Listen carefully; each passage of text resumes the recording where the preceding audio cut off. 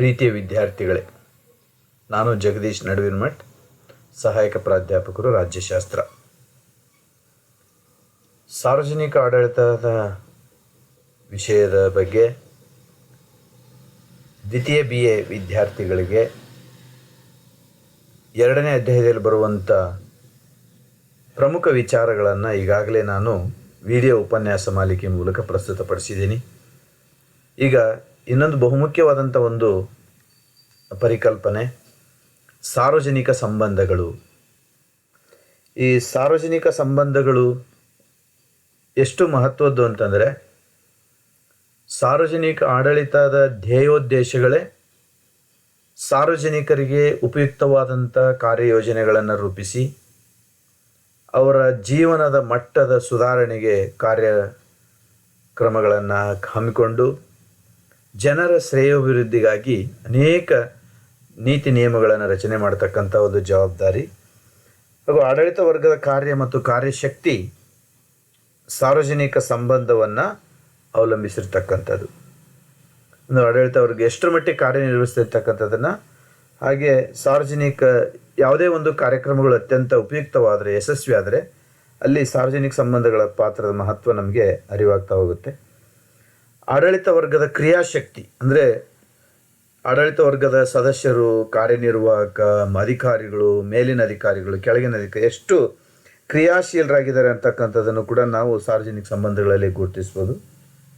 ಇವತ್ತು ಬಹುತೇಕ ಪ್ರಜಾಪ್ರಭುತ್ವ ರಾಷ್ಟ್ರಗಳಲ್ಲಿ ಜನಪ್ರಿಯ ಸರ್ಕಾರಗಳಿದೆ ಅಂತಂದರೆ ಅದಕ್ಕೆ ಕಾರಣ ಸಾರ್ವಜನಿಕ ಆಡಳಿತ ಮತ್ತು ಸಾರ್ವಜನಿಕ ಸಂಬಂಧಗಳು.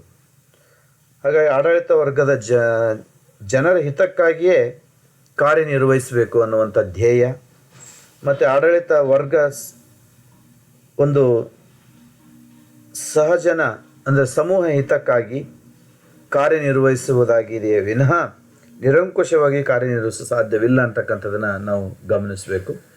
ಹಾಗಾಗಿ ಈ ಸಾರ್ವಜನಿಕ ಸಂಬಂಧಗಳಲ್ಲಿ ಎಷ್ಟು ಅಮೂಲ್ಯವಾದಂಥ ಪರಿಕಲ್ಪನೆಗಳಿದೆ ಅಂತಕ್ಕಂಥದ್ದನ್ನು ನಾವು ಗುರುತಿಸ್ತಾ ಹೋಗಬೇಕು. The term public relations stands for government relations with the public. Each agency of the government thus has direct its public relations to the part of the public with which it is directly connected.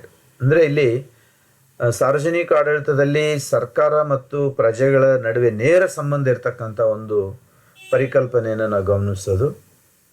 ಈ ಸಾರ್ವಜನಿಕ ಸಂಬಂಧಗಳು ಹೇಗೆ ರೂಪಿತವಾಗ್ತವೆ ಅಂತಕ್ಕಂಥದ್ದನ್ನು ಕೂಡ ನಾವು ಗಮನಿಸ್ತಾ ಹೋಗಬೇಕು. ಹಾಗೆ ಸಾರ್ವಜನಿಕ ಸಂಬಂಧದ ಬಗ್ಗೆ ಅನೇಕ ಲೇಖಕರು ತಮ್ಮದೇ ಆದಂಥ ಅಭಿಪ್ರಾಯಗಳನ್ನು ತಿಳಿಸ್ತಾ ಹೋಗ್ತಾರೆ. ಮೆಕೈವರ್ ಪ್ರಕಾರ ಸಾರ್ವಜನಿಕ ಸಂಬಂಧ ಅಂದರೆ ಆಡಳಿತಶಾಹಿ ಮತ್ತು ಪ್ರಜೆಗಳ ನಡುವಿನ ಎಲ್ಲ ಪ್ರಮುಖ ಮತ್ತು ಅಪ್ರಮುಖ ಸಂಪರ್ಕಗಳ ಸಂಘಟಿತ ಮೊತ್ತ ಅಂತ ಕರೀತಾರೆ. ಹಾಗೂ ಈ ಸಂಪರ್ಕಗಳಿಂದ ಉಂಟಾಗುವ ಪರಸ್ಪರ ಪ್ರಭಾವ, ಮನೋವೃತ್ತಿಯ ಒಟ್ಟು ಪರಿಣಾಮವೇ ಈ ಸರ್ಕಾರದ ಸಾರ್ವಜನಿಕ ಸಂಬಂಧಗಳು ಅಂಥೇಳಿ ಕರೀತಾರೆ. ಹಾಗೆ ಅಮೆರಿಕದ ವಿಶ್ವಕೋಶದ ಪ್ರಕಾರ ಒಬ್ಬ ವ್ಯಕ್ತಿ ಅಥವಾ ಒಂದು ವಿಚಾರ, ಒಂದು ಗುಂಪು ಅಥವಾ ಒಂದು ವ್ಯವಹಾರ ಇವುಗಳನ್ನು ವಿಶ್ಲೇಷಿಸುವಂತಹ, ಪ್ರಭಾವ ಬೀರುವ ಮತ್ತು ಅರ್ಥೈಸುವ ಮೂಲಕ ಅವನು ಅಥವಾ ಆ ಸಂಸ್ಥೆ ಸಾರ್ವಜನಿಕ ಹಿತಾಸಕ್ತಿಯನ್ನು ಸಾಧಿಸುವಂಥ ಎಂಬ ಭಾವನೆಯನ್ನುಂಟು ಮಾಡಿ ಅದರಿಂದ ಪ್ರತಿಫಲ ಪಡೆಯುವ ಕಲೆ ಅಂಥೇಳಿ ವಿವರಿಸ್ತಾರೆ. ಹಾಗಾಗಿ ಒಟ್ಟಿನಲ್ಲಿ ಸಾರ್ವಜನಿಕ ಸಂಬಂಧ ಅಂದರೆ ಉದ್ದೇಶಿತ ಫಲಿತಾಂಶವನ್ನು ಪಡೆಯುವ ಗುರಿಯನ್ನು ಇಟ್ಕೊಂಡು ವಿವಿಧ ಗುಂಪುಗಳ ವಿಚಾರಗಳ ಕೌಶಲ್ಯಪೂರಿತ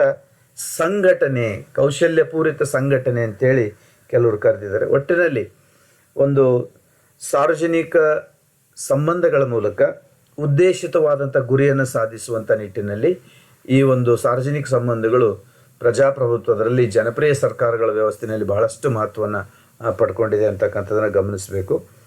ಈ ಸಾರ್ವಜನಿಕ ಸಂಬಂಧಗಳ ಪ್ರಮುಖವಾದಂಥ ಕಾರ್ಯಗಳೇನಪ್ಪ ಅಂತ ನಾವು ಗಮನಿಸಿದಾಗ 4 ಮುಖ್ಯ ಕಾರ್ಯಗಳನ್ನು ಜಾನ್ ಡಿ ಮಿಲೆಟ್ರವರು ಪಟ್ಟಿ ಮಾಡ್ತಾರೆ. ಒಂದು, ಆಡಳಿತ ವರ್ಗ ಸಾರ್ವಜನಿಕ ಆಸೆ ಹಿತಾಸಕ್ತಿಗಳನ್ನು ಗಮನಿಸಿ ಅದಕ್ಕನುಗುಣವಾಗಿ ಕಾರ್ಯನಿರ್ವಹಿಸಬೇಕು. ಎರಡನೇದು, ಆಡಳಿತ ವರ್ಗ ತಮ್ಮ ಇಲಾಖೆಯಿಂದ ಸಾರ್ವಜನಿಕರು ಯಾವ ಬೇಡಿಕೆಗಳನ್ನು ನಿರೀಕ್ಷಿಸ್ತಾರೆ ಎಂಬುದನ್ನು ಮನದಟ್ಟು ಮಾಡಿಕೊಂಡಿರಬೇಕು. ಒಂದು, ಆಡಳಿತ ವರ್ಗ ಸಾರ್ವಜನಿಕ ಹಿತಾಸಕ್ತಿಗಳನ್ನು ಗಮನಿಸಿ ಅದಕ್ಕನುಗುಣವಾಗಿ ಕಾರ್ಯನಿರ್ವಹಿಸಬೇಕು. ಎರಡನೇದು, ಆಡಳಿತ ವರ್ಗ ತಮ್ಮ ಇಲಾಖೆಯಿಂದ ಸಾರ್ವಜನಿಕರು ಯಾವ ಬೇಡಿಕೆಗಳನ್ನು ನಿರೀಕ್ಷೆ ಮಾಡ್ತಾರೆ, ಏನು ಕೆಲಸಗಳನ್ನು ನಿರೀಕ್ಷೆ ಮಾಡ್ತಾರೆ ಅದನ್ನು ಗಮನದಲ್ಲಿಟ್ಕೊಂಡು ಕೆಲಸ ಮಾಡಬೇಕು. ಆಡಳಿತ ವರ್ಗ ಸಾರ್ವಜನಿಕರು ಮತ್ತು ಸರ್ಕಾರಿ ನೌಕರರ ನಡುವೆ ಸಮರ್ಪಕ ಸಂಪರ್ಕವನ್ನು ಇಟ್ಕೊಂಡು ಪ್ರಯತ್ನಿಸಬೇಕು. ಈ ಸರ್ಕಾರ ಮತ್ತು ಸಾರ್ವಜನಿಕರ ನಡುವೆ ಉತ್ತಮ ಸಂಬಂಧಗಳನ್ನು ಸೇತುವೆಯಾಗಿ ಕೆಲಸ ಮಾಡ್ತಕ್ಕಂಥದ್ದು ಈ ಸಾರ್ವಜನಿಕ ಆಡಳಿತ. ನಾಲ್ಕನೇ, ಆಡಳಿತ ವರ್ಗ ಸಾಧಿಸಿರುವಂಥ ಒಂದು ಪ್ರಗತಿ ಮತ್ತು ಉದ್ದೇಶಗಳನ್ನು ಸಾರ್ವಜನಿಕರಿಗೆ ತಿಳಿಸ್ಬೇಕು. ಅಂದರೆ ಏನು ಕೆಲಸಗಳನ್ನು ಮಾಡಿದ್ದಾರೆ, ಯಾವ ಕೆಲಸಗಳು ಬಾಕಿ ಉಳಿದಿದೆ ಅವುಗಳನ್ನು ತಿಳಿಸ್ತಕ್ಕಂಥ ಒಂದು ಕಾರ್ಯವನ್ನು ಮಾಡಬೇಕು. ಹಾಗೆ ಸಾರ್ವಜನಿಕ ಸಂಬಂಧದ ಮುಖ್ಯ ಅಂಶವೇ ಈ ಮೇಲಿನ 4 ಪ್ರಮುಖ ಅಂಶಗಳಾಗಿದೆ ಅಂತಕ್ಕಂಥದ್ದನ್ನು ಗಮನಿಸಬೇಕು. ಆಮೇಲೆ ಸಾರ್ವಜನಿಕ ಸಂಬಂಧಗಳ ಹೇಗೆ ಯಾವ್ಯಾವ ಇದರಲ್ಲಿ ನಾವು ಗುರುತಿಸೋದಕ್ಕೆ ಸಾಧ್ಯತೆ ಇದೆ ಅಂತಕ್ಕಂಥದ್ದು. ಒಂದು, ಸಾಮಾಜಿಕವಾಗಿ ಈ ಸಮಾಜ ಅಂದರೆ ಜನರ ಗುಂಪು, ಅಲ್ಲಿ ಸಂಘಟಿತವಾದಂಥ ಒಂದು ಗುಂಪು, ಜನರ ಆಸೆ ಆಕಾಂಕ್ಷೆಗಳನ್ನು ಪೂರೈಸ್ತಕ್ಕಂಥ ಸಮಾಜದ ಒಂದು ಜವಾಬ್ದಾರಿಯಾಗಿದೆ. ಹಾಗಾಗಿ ಸಾಮಾಜಿಕವಾದಂಥ ಒಂದು ಸಂಬಂಧಗಳನ್ನು ಕಲ್ಪಿಸಬೇಕು. ಅದಕ್ಕೆ ಬಹುಶಃ ಅರಿಸ್ಟಾಟಲ್ ಹೇಳಿರೋದು, man is A social animal. ಮನುಷ್ಯ ಮೂಲತಃ ಸಮಾಜ ಜೀವಿ, ಸಮಾಜದಲ್ಲೇ ಬದುಕಬೇಕು, ಸಮಾಜದಲ್ಲಿ ಹುಟ್ಟಬೇಕು, ಸಮಾಜದಲ್ಲಿ ಬಾಳಬೇಕು, ಅಲ್ಪ ಸ್ವಲ್ಪ ಸಾಧನೆ ಮಾಡೋದಾದರೆ ಸಮಾಜದಲ್ಲೇ ಮಾಡಬೇಕು. ಆದ್ದರಿಂದ ಸಮಾಜದ ಒಂದು ಭಾಗವಾಗಿ ಮನುಷ್ಯನ ಅಥವಾ ಮಾನವನ ಒಂದು ಪರಿಕಲ್ಪನೆಯನ್ನು ಪ್ರತಿಪಾದನೆ ಮಾಡಿರ್ತಕ್ಕಂಥ ಅರಿಸ್ಟಾಟಲ್ ಈ ಸಾಮಾಜಿಕ ಸಂಬಂಧಗಳ ಬಗ್ಗೆಯೂ ಕೂಡ ಬಹಳಷ್ಟು ಮಹತ್ವವನ್ನು ಕೊಡ್ತಾ ಹೋಗ್ತಾನೆ. ಈ ಸಾಮಾಜಿಕ ಸಂಬಂಧಗಳನ್ನು ಸಾಧಿಸುವಂಥ ಅಥವಾ ಸಾರ್ವಜನಿಕ ಸಂಬಂಧಗಳನ್ನು ಸಾಧಿಸುವಂಥ ನಿಟ್ಟಿನಲ್ಲಿ ಕೆಲವು ಮುಖ್ಯವಾದಂಥ ವಿಧಾನಗಳಿದೆ ಅಥವಾ ಮುಖ್ಯವಾದಂಥ ಸಾಧನಗಳಿದೆ. ಆ ಸಾಧನಗಳು ಸಾರ್ವಜನಿಕರ ಒಂದು ಇದರ ಮೇಲೆ ಭಾಳಷ್ಟು ಪ್ರಭಾವವನ್ನು ಬೀರ್ತಕ್ಕಂಥ, ಅದರಲ್ಲಿ ಮಾಧ್ಯಮ, ಈ ಸರ್ಕಾರ ಮತ್ತು ಸಾರ್ವಜನಿಕರ ನಡುವಿನ ಸಂಬಂಧಗಳನ್ನು ಮತ್ತಷ್ಟು ಗಟ್ಟಿಗೊಳಿಸುವಂಥ ನಿಟ್ಟಿನಲ್ಲಿ ಅದರಲ್ಲಿ ಪತ್ರಿಕೆಗಳು ಸಾರ್ವಜನಿಕ ಸಂಬಂಧವನ್ನು ಸಾಧನೆ ಮಾಡ್ತಕ್ಕಂಥ ಬಹುಮುಖ್ಯ ಪಾತ್ರವನ್ನು ನಿರ್ವಹಿಸ್ತಕ್ಕಂಥವು. ಅದರಲ್ಲಿ ಸರ್ಕಾರಿ ಇಲಾಖೆಗಳು ಮತ್ತು ಪುಸ್ತಕಗಳು, ಕಿರುಹೊತ್ತಿಗೆ ಮತ್ತು ಪ್ರತಿಗಳು ಇವೆಲ್ಲ ಕೂಡ ತಮ್ಮ ಧ್ಯೇಯ ಧೋರಣೆ ಪ್ರಚಾರ ಮಾಡ್ತಕ್ಕಂಥವ್ರ ಮೂಲಕ ಸಾರ್ವಜನಿಕ ಸಂಬಂಧಗಳನ್ನು ಬೆಳೆಸುವಂಥ ಒಂದು ಪ್ರಮುಖ ಸಾಧನಗಳಾಗಿದಂತೆ. ಮತ್ತು ರೇಡಿಯೋ, ದೂರದರ್ಶನ ಮತ್ತು ಸಿನಿಮಾ ಇವುಗಳು ಕೂಡ ಸಾರ್ವಜನಿಕ ಸಂಬಂಧವನ್ನು ಮತ್ತಷ್ಟು ಬೆಳೆಸ್ತಕ್ಕಂಥ ಒಂದು ಸಾಧನಗಳಾಗಿದೆ. ಮತ್ತು ಜಾಹೀರಾತುಗಳು, ಅಡ್ವರ್ಟೈಸ್ಮೆಂಟ್ಸ್ ಕೂಡ ಆಡಳಿತ ವರ್ಗ ತಮ್ಮ ಧ್ಯೇಯ ಧೋರಣೆಗಳನ್ನು ಜಾಹೀರಾತುಗಳ ಮೂಲಕ ಪ್ರಕಟಿಸುವಂಥ ಸಾರ್ವಜನಿಕರೊಡನೆ ಉತ್ತಮ ಸಂಬಂಧವನ್ನು ಹೊಂದುವುದು, ಹಾಗೆ ಸಂಪರ್ಕವನ್ನು ಸಾಧಿಸೋದು ಮತ್ತು ಒಂದು ಇದು ಇತರೆ ಸಾರ್ವಜನಿಕ ಸಂಬಂಧಗಳನ್ನು ಬೆಳವಣಿಗೆ ಮಾಡ್ತಕ್ಕಂಥ ನಿಟ್ಟಿನಲ್ಲಿ ಬಹುಮುಖ್ಯವಾದಂಥ ಒಂದು ಕಾರ್ಯವನ್ನು ನಿರ್ವಹಿಸ್ತಾ ಇದೆ ಅಂತಕ್ಕಂಥದ್ದನ್ನು ಗಮನಿಸಬೇಕು. ಆಮೇಲೆ ಸಾರ್ವಜನಿಕ ಭಾಷಣಗಳು, ಪಬ್ಲಿಕ್ ಪ್ಲಾಟ್ಫಾರ್ಮ್ಸಲ್ಲಿ ಬರ್ತಕ್ಕಂಥ, ಇವತ್ತು ರಾಜಕೀಯವಾಗಿ ಆಡಳಿತಾತ್ಮಕವಾಗಿ ಗಮನಿಸಿದಾಗ ಸಾರ್ವಜನಿಕ ವೇದಿಕೆಗಳ ಮುಖಾಂತರ ಸರ್ಕಾರ ಸಾರ್ವಜನಿಕ ಉತ್ತಮ ಸಂಬಂಧವನ್ನು ಸಾಧಿಸಲು ಸಾಧ್ಯ ಇದೆ. ಯಾಕೆಂದರೆ ಭಾಷಣ ತನ್ನದೇ ಆದಂಥ ಮೋಹಕ ಶಕ್ತಿ, ಮಾದಕತೆ ಮತ್ತು ಪ್ರಾಮುಖ್ಯತೆಯನ್ನು ಹೊಂದಿರತಕ್ಕಂಥ ಸಾಧ್ಯತೆ ಇದೆ. ಅದರಿಂದ ಸಾರ್ವಜನಿಕರ ಉತ್ತಮವಾದಂಥ ಸಂಬಂಧವನ್ನು ಬೆಳೆಸ್ತಕ್ಕಂಥದ್ದನ್ನು ಕೂಡ ಇಲ್ಲಿ ಬಹಳ ಮುಖ್ಯವಾಗಿದೆ. ಹಾಗೆ ಶಾಸಕಾಂಗನೂ ಕೂಡ ಸಾರ್ವಜನಿಕ ಸಂಬಂಧಗಳನ್ನು ಬೆಳೆಸುವಂಥ ಒಂದು ಪ್ರಮುಖವಾದಂಥ ಸಾಧನ. ಯಾಕಂದರೆ ಶಾಸಕದ ಸದಸ್ಯರು ಇತರೆ ಸಮಸ್ಯೆ ಮತ್ತು ಕಲ್ಯಾಣ ಕಾರ್ಯಕ್ರಮಗಳಿಗೆ ಸಂಬಂಧಿಸಿದಂತೆ ಶಾಸಕಾಂಗದಲ್ಲಿ ಚರ್ಚೆ ಮಾಡ್ತಕ್ಕಂಥದ್ದು, ಶಾಸಕಾಂಗಗಳ ಮೂಲಕ ಸಾರ್ವಜನಿಕ ಅಭಿಪ್ರಾಯಗಳನ್ನು ಸುಲಭವಾಗಿ ತಿಳ್ಕೊಳ್ತಕ್ಕಂಥ ಒಂದು ಸಾಧನಗಳಿದೆ. ಆಮೇಲೆ ಸಲಹಾ ಸಮಿತಿಗಳು ಕೂಡ ಒಂದಿಷ್ಟು ಕಾರ್ಯಗಳನ್ನು ಜಾರಿಗೆ ತರ್ಬೋದು. ಜನತೆ ಹೇಗೆ ವರ್ತಿಸಬೇಕು ಮತ್ತು ಎಂಬುದರ ಬಗ್ಗೆ ಸಲಹಾ ಸೂಚನೆಗಳನ್ನು ಕೊಡ್ತಕ್ಕಂಥದ್ದು, ಇವೆಲ್ಲ ಕಾರ್ಯಸೂಚಿಗಳನ್ನು ಸಾರ್ವಜನಿಕ ಆಡಳಿತದಲ್ಲಿ ನಾವು ಗಮನಿಸ್ಬೋದು. ಆಮೇಲೆ ಸಾರ್ವಜನಿಕರ ಜೊತೆ ವ್ಯವಹಾರ ಮಾಡ್ತಕ್ಕಂಥದ್ದು, ಪಬ್ಲಿಕ್ ಬಿಸ್ನೆಸ್, ನೌಕರರು ಸಾರ್ವಜನಿಕರಿಗೆ ಬೆರೆತು ವ್ಯವಹಾರ ಮಾಡ್ತಕ್ಕಂಥದ್ದು, ಸಾರ್ವಜನಿಕ ಸಂಬಂಧದ ಮೂಲವಾಗಿ ಜನರ ಮತ್ತು ಕಚೇರಿ ನಡುವೆ ಸಂಬಂಧದಿಂದ ಎಲ್ಲರಿಗೂ ಲಾಭ ಆಗ್ತಕ್ಕಂಥ ನಿಟ್ಟಿನಲ್ಲಿ ಜನರ ಜೊತೆ ಪ್ರೀತಿಯಿಂದ ನಗುಮುಖದಿಂದ ಒಂದು ಮಾತನಾಡಿದ್ದೇ ಆದರೆ ಆ ಕಾರ್ಯ ಅಥವಾ ಕೆಲಸ ಭಾಳ ಸುಲಭವಾಗುತ್ತೆ. ಸರ್ಕಾರ ಇಲಾಖೆಯ ಬಗ್ಗೆ ಗೌರವನ ಮೂಡ್ತಕ್ಕಂಥದ್ದು ನಿಟ್ಟಿನಲ್ಲಿ ಸಾರ್ವಜನಿಕರ ಜೊತೆ ವ್ಯವಹಾರ ಮಾಡ್ತಕ್ಕಂಥ ಒಂದು ಪರಿಕಲ್ಪನೆಯು ಕೂಡ ಭಾಳ ಮುಖ್ಯವಾಗಿದೆ ಅಂತಕ್ಕಂಥದ್ದು. ಹಾಗೆ ಈ ಒಂದು ಪರಿಕಲ್ಪನೆಯಿಂದ ಇದರಿಂದ ವಿದ್ಯಾರ್ಥಿಗಳಿಗೆ ಒಂದು ಏನಪ್ಪ ಒಂದು ಧ್ಯೇಯ ಅಂತಕ್ಕಂಥದ್ದನ್ನು ನಾವು ಗಮನಿಸಿದಾಗ ಇದರ ಸಾರ್ವಜನಿಕ ಸಂಬಂಧಗಳ ಪರಿಕಲ್ಪನೆಯಿಂದ ಸರ್ಕಾರ ಮತ್ತು ಪ್ರಜೆಗಳ ನಡುವಿನ ಒಂದು ಬೆಳವಣಿಗೆಯಿಂದ ಉತ್ತಮ ಸಂಬಂಧದಿಂದ ಎಂತಹ ಕಾರ್ಯಗಳನ್ನಾದರೂ ಕೂಡ ಜನರಿಗೆ ತಲುಪಿಸುವಂಥ ನಿಟ್ಟಿನಲ್ಲಿ ಮಾಡೋದಕ್ಕೆ ಸಾಧ್ಯ ಇದೆ. ಹಾಗೆ ವಿಶೇಷವಾಗಿ ಈ ಒಂದು ಕಲ್ಪನೆಯಿಂದ ಆಡಳಿತದ ಪ್ರಕ್ರಿಯೆಗಳನ್ನು ನಾವು ಅಧ್ಯಯನ ಮಾಡ್ತಾ ಹೋಗ್ಬೋದು. ಹಾಗೆ ವಿಶಿಷ್ಟವಾಗಿ the main objective of the public relation is dissemination information of public about the governments. ಅಂದರೆ ಸಾರ್ವಜನಿಕರು ಮತ್ತು ಸರ್ಕಾರದ ನಡುವೆ ನೀತಿಗಳ ಒಂದು ಅನುಷ್ಠಾನ, ನೀತಿಗಳ ಒಂದು ಪರಿಕಲ್ಪನೆ ಮತ್ತು ವಿಶಿಷ್ಟತೆಯನ್ನು ನಾವು ಗಮನಿಸ್ತಾ ಹೋಗ್ಬೋದು.